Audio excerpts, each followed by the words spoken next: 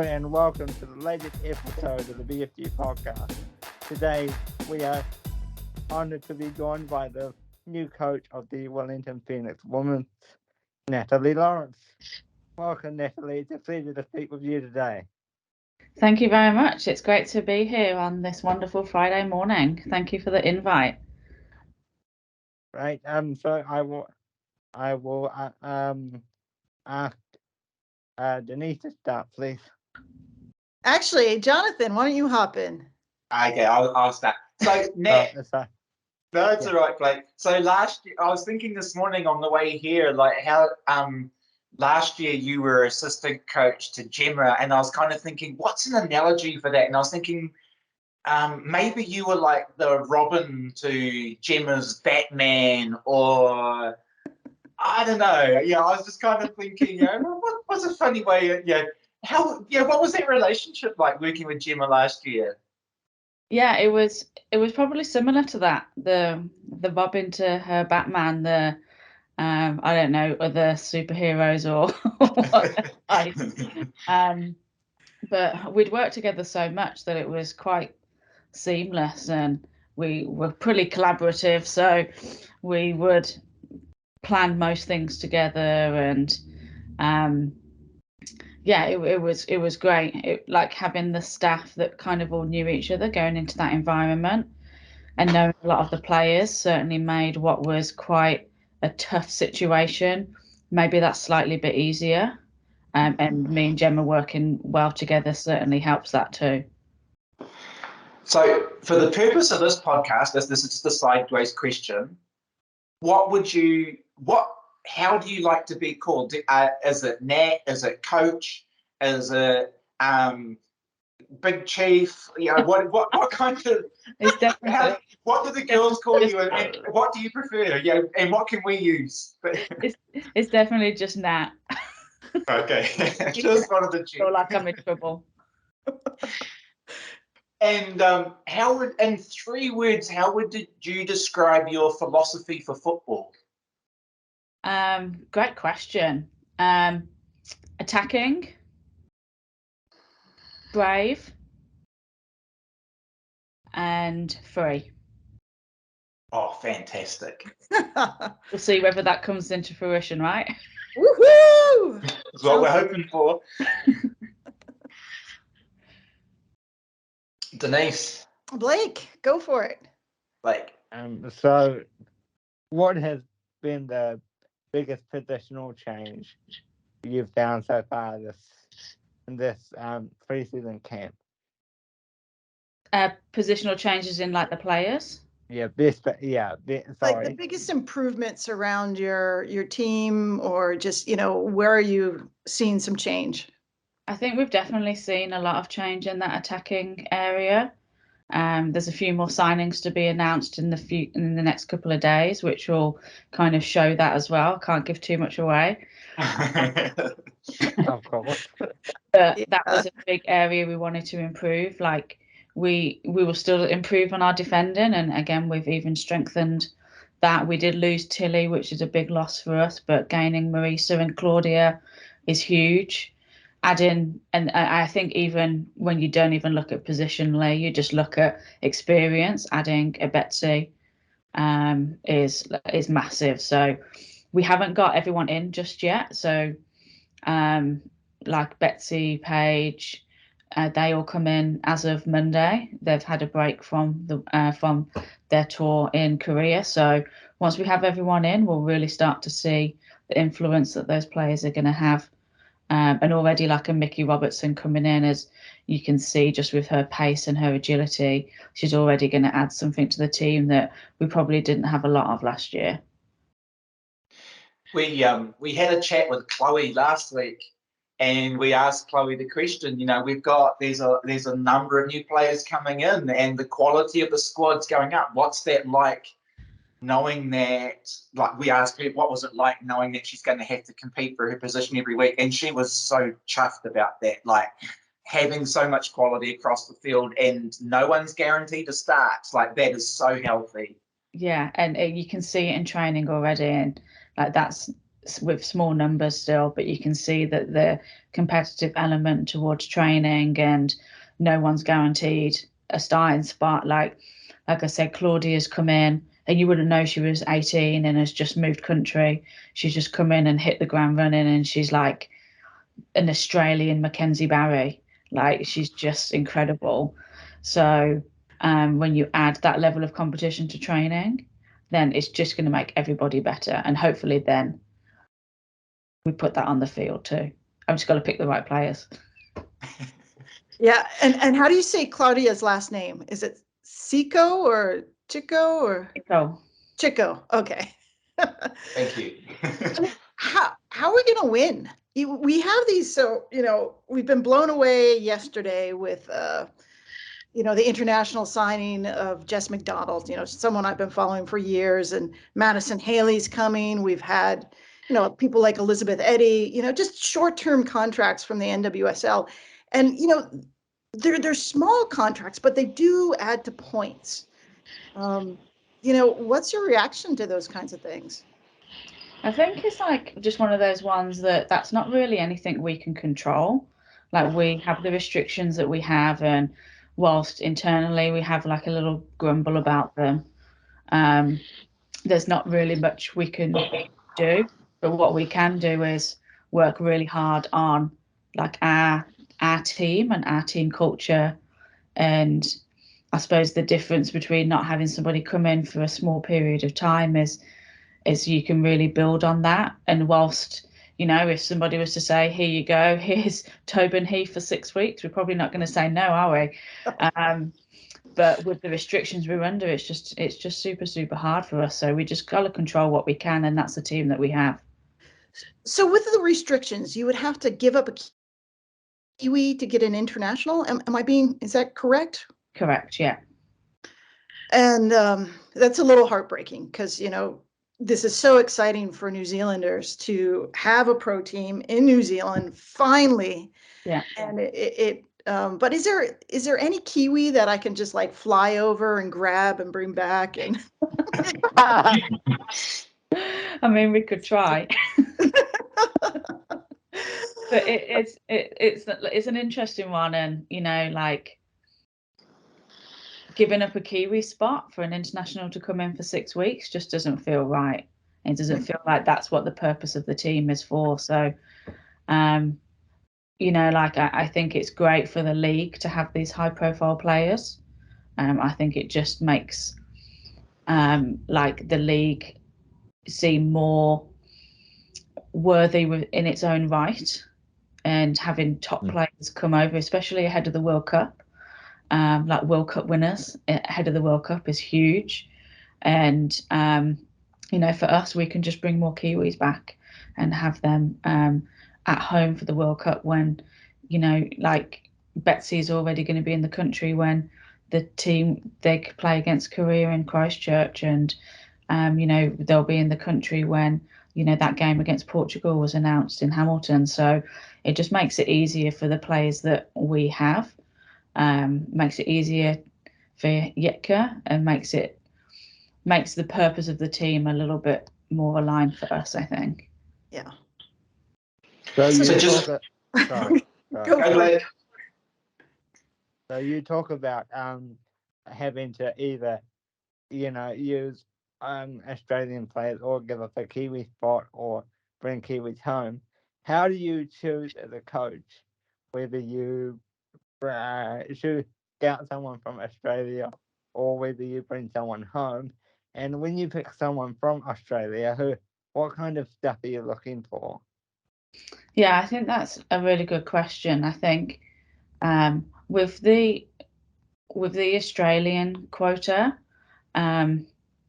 we have actually got quite a few dual citizens, which is great. And then bringing Izzy back was a bit of a no-brainer for us. She was a starter for us last year.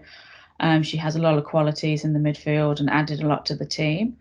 And then seeing Claudia play, she just, again, seemed like a really good fit, was young, was like, had that edge to her, like that fight that we had last year, almost like that psycho edge. Like we loved being the team that nobody wanted to play against. So adding in players that are going to kind of almost live that philosophy as well. Like if you're going to beat us, you're going to have to work really, really hard. And that was kind of what we wanted to do last year. And so it's the difference between this year and last year now is that we have brought a lot of players back. So it's finding players that fit in rather than just finding a team.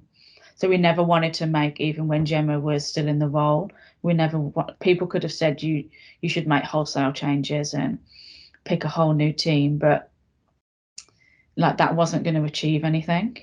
If anything, this player, the average age is still going to be really young, but they've all now got an extra year's worth of experience in the league.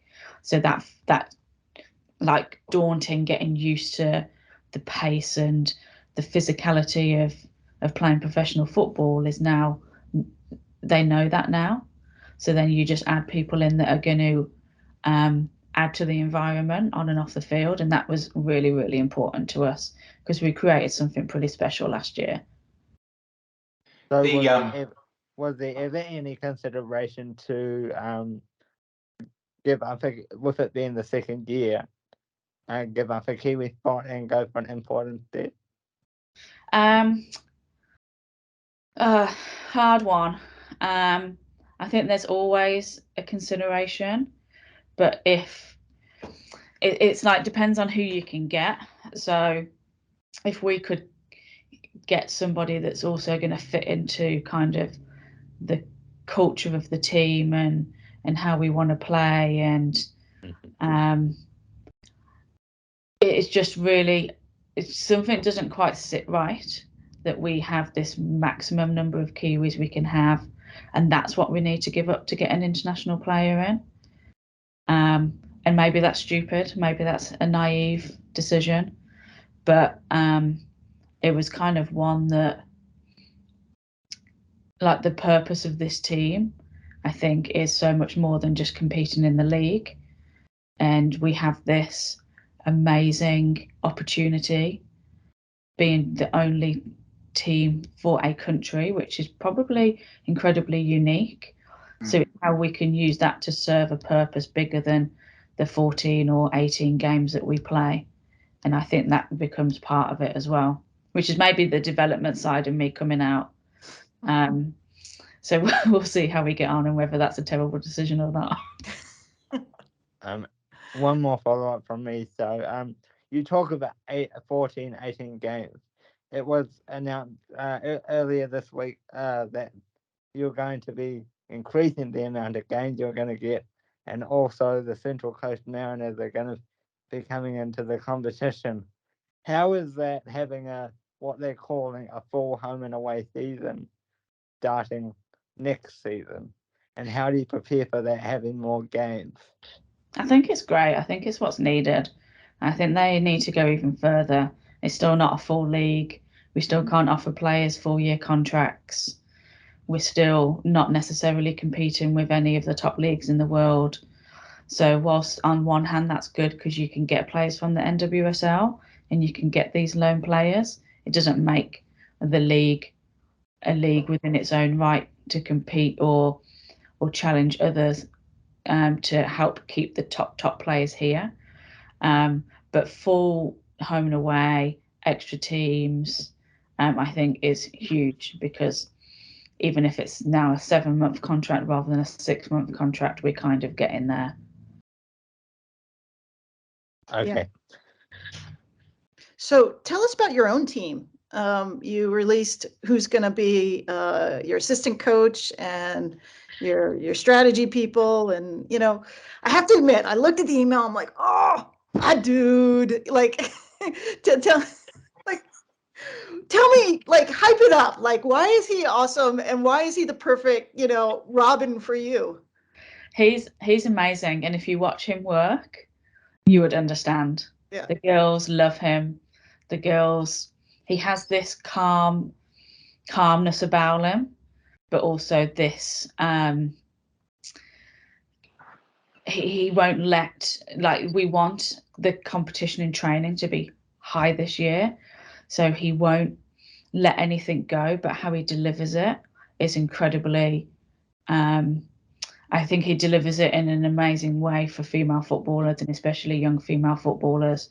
I'd worked with him at Capital Football, and for me, like, it was never about the gender. It was about getting the right person involved. And if there was like a male and a female that were the same, I would have definitely gone for a female. But I needed the right person for the team and the right person for me. And he just ticked so many boxes. I was like, I need a Callum. I need somebody like Callum. And who's more like Callum than Callum?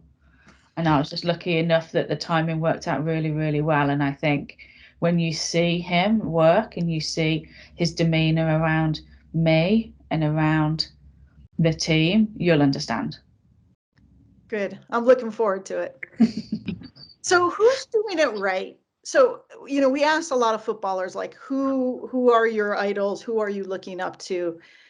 In the women's game, who are you cheering on as a coach? So, like, I'm really, really lucky that I have some amazing friends and role models. So, like, two of my best friends is Emma Humphreys and Bev Priestman. After the World Cup in Costa Rica, I went to Canada to visit them, and I just needed to be around people that understood.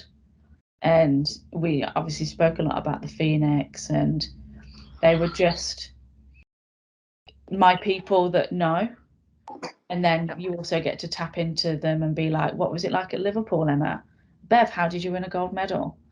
So they're like my biggest support crew, and also I'm theirs. So that's really, really, really amazing. Like, from afar, I look at you've got to look at people like Emma Hayes in the women's game and what she's done. I think that she's incredible. I look at, from a Kiwi standpoint, Des Buckingham, and culture he created, the youth players that he brought through. And we talk a lot about, like, going from an assistant to a head coach and bringing in the right people, and how you treat people and how you treat players. And we're really, really aligned in that. So I feel like super people that I have kind of in my corner. And then even in Wellington, I've got a Wendy Henderson that is right on my doorstep that I go see regularly, who's like a legend of the game. And so I feel pretty supported, and that there's a lot of people to tap into that have got a lot of really, really good experiences and qualities that align to my own as well. You mentioned Emma Humphreys and Bev Priestman. I mean, they're part of Canada. When I look at your CV, you were at the Whitecaps. You were there from 2015 to 2018. And before 2015, they had some problems. The Yates report came out, and, if it were expanded to Canada, they would have a chapter on that club with at least a couple guys. Mm-hmm. It seemed like you came in and you worked with the girls, and you developed that program, and then you headed the girls' academy. I mean, I don't know what I'm trying to ask, but what was your role in creating a positive environment for particularly, these young girls? And Canada's known, at least now, as a young team. There's some incredible young talent on that team. Just tell us a little bit about your time there. And, it looks like it's in good hands now with Steph LeBay and Emma Humphreys, but just tell us a little bit about that time. Yeah, that time was it was incredible, and I learned so much. I think as a English person that had come from New Zealand into that Canada role, you have this like naivety around you that I had no idea what had really happened in the past, and there were little murmurs, and everything's obviously come out now, and it's outrageous that was allowed to happen in the female game, and that it still does. But that, I think probably the best thing that happened was that program got aligned with Canada Soccer.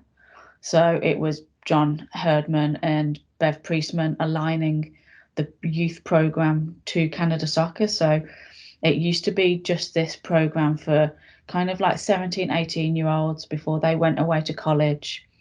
And that was kind of the pathway, whereas it just got moved younger and it just got moved more targeted. And there was a full curriculum that was completely age appropriate. And there was like a lot of thought that had gone into how to teach and why we teach what we do. And then that was kind of spearheaded, I suppose, by Bev, with Emma running it, and then me assisting Emma before it then expanded. And so then it expanded to, it was always in Quebec, but there was little other centres around the country, in Alberta, Saskatchewan, Manitoba. And before the centre in Toronto was basically Toronto, Ontario wasn't willing to run it. So Canada Soccer put their own centre there and ran it with Canada Soccer members of staff. I don't know whether that's still the case. But before that happened, all the top Toronto kids moved to Vancouver because Quebec was the only other centre and they couldn't speak French. So those things were taken into consideration. So for about 18 months, we had this super centre of talent where you've got your Jordan Heitemer, your Julia Grosso, your Jade Riviere. You've got those players in that environment full time. And then you've got a younger group that's kind of seeing them go away with the 20s, see Jordan make her debut for the senior national team at, I think she was 15. It's like the kids have then got something to aspire to. And then I ran the academy underneath that as well. And I'll always remember one of the guys, one of my first meetings there. So there was a boys and a girls academy, and it was a pay by use academy. And I remember one of the guys being like, we have X amount of boys in our academy. Like, you guys will get close, but you'll never it's never really taken off with the girls here. So, just try your best. And that was like a red rag to a bull to me. But by the end of it, we'd got more players in our girls academy than the boys had. And I knew that was, like when Bev and Emma left and things were changing, like I knew I'd kind of come in and done what I needed to do there, and it was time to see the next chapter. But now, like, having been back in Canada and seeing what, again, Emma and Bev are up to, and yes, Staff Labe's in at the Whitecaps, and there's the Players Union now, and you've got players like Diana Mattison involved, and that as soon as they get a professional league, then they'll be pretty unstoppable, I think. Yeah, it's kind of funny that the Phoenix got in into the A-League before the Whitecaps got into the NWSL. But bringing it back to New Zealand, I mean, you're an expert on, youth and, people playing in New Zealand. How do we get, I ask every person this question, how do we get more girls in New Zealand playing football, and particularly girls of various ethnicities?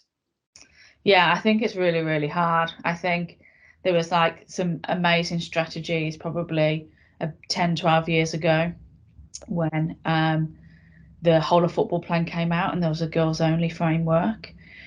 And then somewhere along the line that seems to have got muddled somewhat. And the whole point of that framework was there was like this way for girls, there was also this way for girls, there was that way for girls.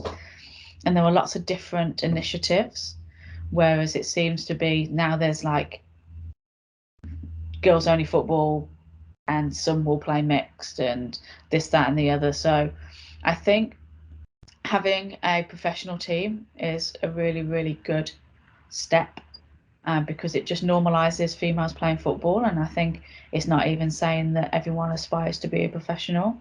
It's just normalizing that females can play the game. The World Cup will be massive. I don't think people understand it. And everyone that says that they do, I still don't think they do. It's going to be outrageous. And I really hope that the work going on to leverage off that is going to be the change. I think even though I wasn't here when the under-17s World Cup was on, you could already sense that was a big driver for participation, and then this is going to be tenfold. So plus having a professional side that is now home, that can be seen and accessible, and having home Ferns games. And like I said, it's not even about every girl wanting to be that person. It's just they know that they can be if they want to. Yeah, we're going to be invaded here in New Zealand. I mean, I went to the World Cup in France, and it was incredible to go around. I can't wait for Kiwis just to feel the fans just filing in from all over and seeing. I can't. And the draw is coming up on Saturday. The draw will be the buzz, right? Because we'll know who we're getting here. Yeah. So we know that, you know, New Zealand and 1A, we know who we're going to be competing against. And even just being 1A, like, we already are not going to play so many good teams. So that, you know, like, no pressure to Yetka, but the opportunity to create history. No Netherlands, no Canada, you know. Yeah. So the opportunity to create history in this World Cup and still inspire, and, you know, like, what Yetka's doing a really good job is bringing some young players in, which helps even more. Like, that helps just the players here, or anybody that's interested in football here, just connect to the team a little bit more. I think that's what Flea always did. Like, when you talk to our girls, Flea is always like a bit of a legend because she's here and they see her, whereas the others seem so far away. Jonathan, Blake? So you had your marquee signing blowout with her ACL injury days before she was due to be announced. How tough was that? Like, you were going to have this big unveiling, and then it all went to pot, really. So how do you change on the fly? Yeah, I think as hard as it was for us, it was even harder for Flea. And I think that was always the biggest message. Like, we were gutted. We were like really, really excited to have her and have her experience. And, you know, she has great knowledge of the game. But that quickly was removed from our mind to feeling for her and how close it is to the World Cup. And she was performing really well with the Ferns. I was at the Ferns camp in Europe. That was her first one back, and she was one of the best players on the field. So, like, on and off the field, we were pretty gutted, but mainly, yeah, just Devo for her and trying to support her when she needs us, and if she needs us. And yeah, like, injuries happen in football, so it was more about the timing being not great for her, and trying to support her through it. So on a slightly lighter note, as we start to lead in towards the end, having watched some of the coaches in the past, you know, like when we had Ernie Merrick as a coach, I don't think I ever saw him sit down. Gemma was kind of that quiet. You know, she was on the sideline and she'd often have your board, or yourself, and you'd kind of be clapping on the board. And then Uffy last week, and I'm sure he was getting real close to getting a yellow card for giving the fourth assistant so much grief. What can we expect to see from Nat as coach on the sideline? What are we going to see? What does Nat? What do you look like on the? What are we looking for? As you know, in your personality when you're coaching? Oh wow! Well, the shorts will still be on, so that's always going to be a standard. Yeah, like, I don't want to be one of those coaches that has to, like, almost Xbox the team, but I know that sometimes the players need that level of intensity from the sideline as well. So I think you'll probably see a bit of a mix. Like, it's important to show kind of the passion to the players in whether we're doing well or whether we're under the pump. But I want the messages to be clear, and that's kind of stuff that we're working on in the background, is how to like simplify everything that we do. So you'll probably see a fairly animated Nat on the sideline, I would have thought. But I'd love a few games where I can just sit down and enjoy the football, you know. So that's the aim. Have you like developed a look, like there's like you put that face on and the girls are like, oh, we're in trouble, we're gonna get it after this? Yeah, if anything, it's more about like my confused look. I have like a resting confused look, so that's the one I've got to make sure that I don't bring onto the field. Maybe you should get a cape, you know, like a Batman cape, like a yellow cape, or we'll give you. I've been talking to my friends. They're like, do you know what? If you wear a white pantsuit this season, we'll give you all $100. We'll all give you $100. I was like, it's not happening. Stop saying these stupid things. They don't stop putting ideas into their heads. They don't need it. I kind of like the idea of like the cape or like some crazy thing to give to the, you know, MVP after the match. So do you have any other questions, Jonathan, before? Okay, so we're a supporters group and we want to know how to best support the team. So how do we best support the team from your perspective? Come to the games. Make some chants. Keep like sending the messages through was amazing. It's like it's going to be really, really different this year and interesting on how the team deal with the fact that supporters are going to be in the country and at the games.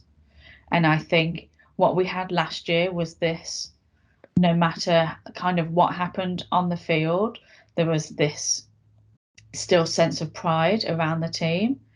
And I think that it's kind of that, like, I'm a Villa fan, so I know how to deal with supporting a team that's not amazing, but I love them and I'm always like up the Villa.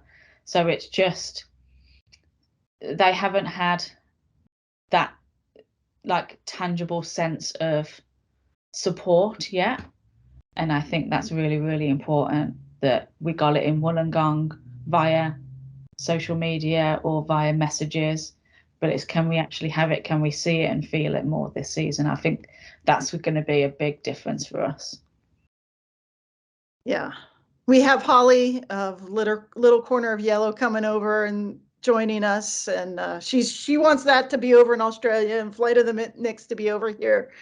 So we're gonna try and grab as many people as possible to the match. We're hoping to bring a big roof back to that first game. That standalone game. So yeah, we're hoping to get a big crowd. The girls deserve it. Yeah, I mean, I think even through last year, listen, you didn't have a great win-loss record, but what you had was heart and soul and bravery, and you looked after your athletes, when they were going through things. And I think the fans deeply respected that part of the journey, that your brand remained very positive. Yeah. And that's great. I mean, that's all we can hope for. New Zealand's a patient country, unlike the country I come from. And they will continue to show love and respect for their athletes, so long as the athletes show love and respect for the game and for the fans. Yeah. And I think that's something that you'll always get from this group. Like, they're a pretty special group that push us a lot to give them more, and we always do everything that we can to support their goals.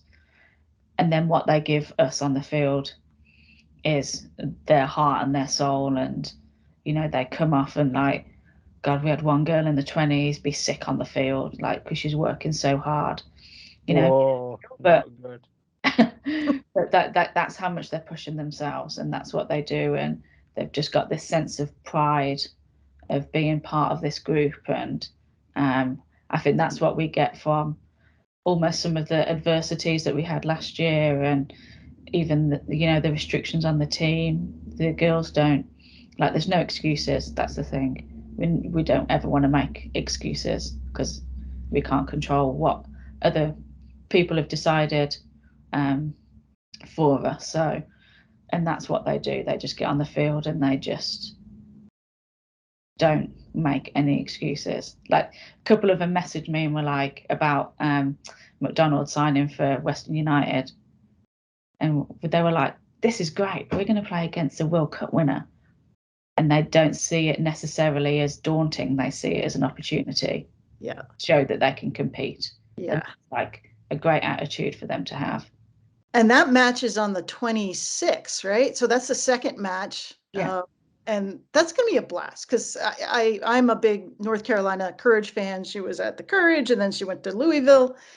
And she's just a wonderful woman. She is a good woman, and she will hang out with the fans and enjoy her journey. And, you know, I'm not 100% sure of why. You know, I know she just wants to play and earn some money, but she's a good one. And so, you know, I personally am totally thrilled. I want to see Mackenzie Berry against Jess MacDonald. Like, I'm thrilled about all this kind of stuff.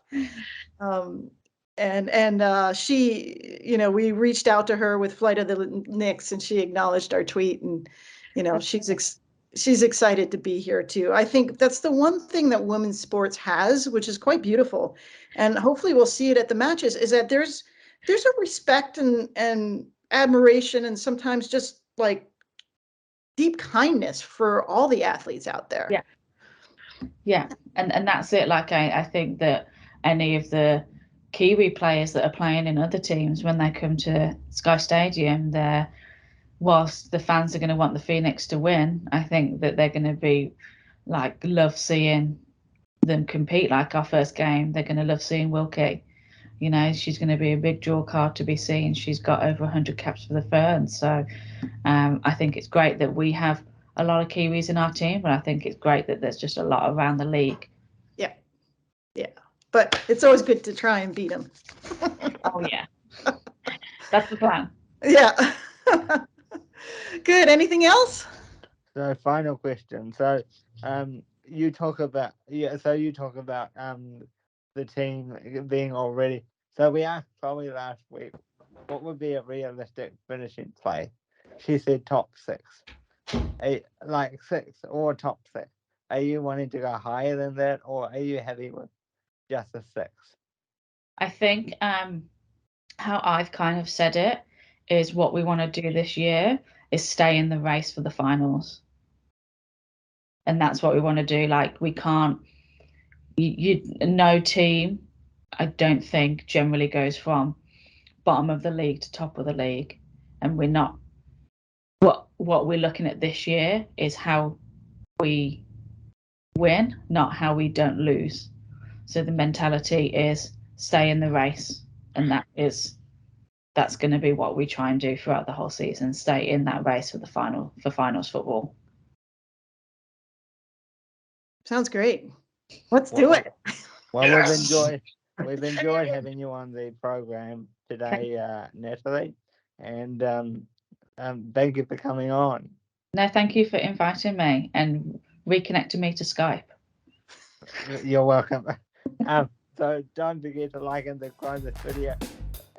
Subscribe to this video if you want to see more, and we will see you on the next episode. Sounds great.